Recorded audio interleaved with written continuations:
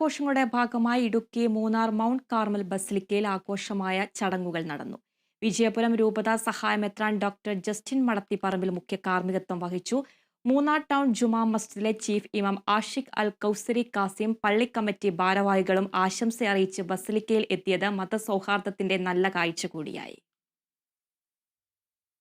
ഉയർപ്പിന്റെ പ്രത്യാശയിൽ ലോകമെങ്ങുമുള്ള ക്രൈസ്തവർ ഇന്ന് ഈസ്റ്റർ ആഘോഷിക്കുന്നു.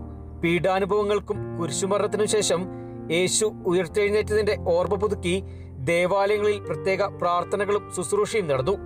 മൂന്നാർ മൗണ്ട് കാർമൽ ബസിലിക്കയിൽ ആഘോഷമായ തിരുച്ചടങ്ങുകൾ നടന്നു.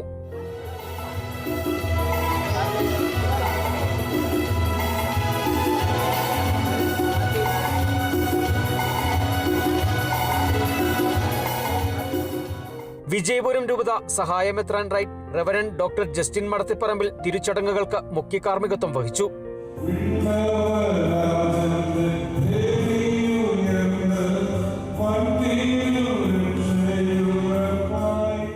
മൂന്നാർ ടൗൺ ജുമാ മസ്ജിദിലെ ചീഫ് ഇമാം ആഷിഖ് അൽ കൗസരി കാസിം, പള്ളി കമ്മിറ്റി ഭാരവാഹികൾ ആശംസ അറിയിച്ച് മൂന്നാർ മൗണ്ട് കാർമൽ ബസിലിക്കയിലെത്തിയത് മതസൗഹാർദ്ദത്തിന്റെ നല്ല കാഴ്ച കൂടിയായി.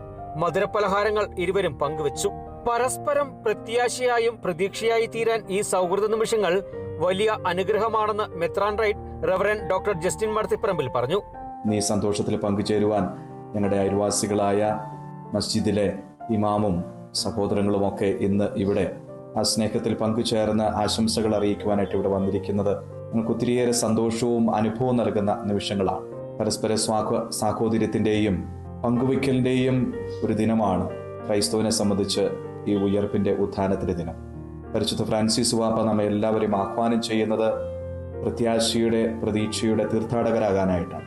ലോകത്തിൽ എല്ലായിടത്തും പരസ്പരം മനസ്സിലാക്കാനും സാഹോദര്യം പങ്കുവയ്ക്കാനും സ്നേഹ സന്ദേശം കൈമാറാൻ കഴിഞ്ഞാൽ ഒരിടത്തും യാതൊരുവിധ പ്രശ്നങ്ങൾ ഉണ്ടാകില്ല എന്നും മൂന്നാർ ടൗൺ ജുമാ മസ്ജിദ് ചീഫ് ഇമാം ആഷിഖ് അൽ കൗസരി കാസിം പറഞ്ഞു. മതത്തിന്റെ പേരിൽ, രാഷ്ട്രീയത്തിന്റെ പേരിൽ, വർഗത്തിന്റെ പേരിൽ, വർണ്ണത്തിന്റെ പേരിലൊക്കെ വലിയ പ്രശ്നങ്ങൾ നടന്നുകൊണ്ടിരിക്കുന്ന ഈ കാലഘട്ടം നമ്മൾ ഉയർത്തിപ്പിടിക്കേണ്ടുന്ന വലിയ സന്ദേശം അത് മാനവ സൗഹാർദ്ദമാണ്, മതസൗഹാർദ്ദമാണ്. ലോകത്തെല്ലായിടത്തും പരസ്പരം മനസ്സിലാക്കാനും സാഹോദര്യം പങ്കുവെക്കാനും സ്നേഹ സന്ദേശങ്ങൾ കൈമാറാനും നമ്മൾ തയ്യാറായി കഴിഞ്ഞാൽ ഒരിക്കലും ഒരു സ്ഥലത്തും ഒരു പ്രശ്നങ്ങളും ഉണ്ടാവില്ല എന്നുള്ളതാണ്. ത്യാഗത്തിന്റെയും പങ്കുവെക്കലിന്റെയും സ്മരണ പുതുക്കിയാണ് ലോകമെമ്പാടുള്ള ക്രിസ്ത്യൻ വിശ്വാസികൾ ഈസ്റ്റർ ആഘോഷിച്ചത്. 50 ദിവസം നീണ്ട നോമ്പാചരണവും പ്രാർത്ഥനയ്ക്കും ശേഷമാണ് വിരുന്നോടുകൂടിയുള്ള ഈസ്റ്റർ ആഘോഷങ്ങൾ. പ്രത്യാശയുടെ സന്ദേശവുമായാണ് ഓരോ ഈസ്റ്റർ കാലവും എത്തുന്നത്.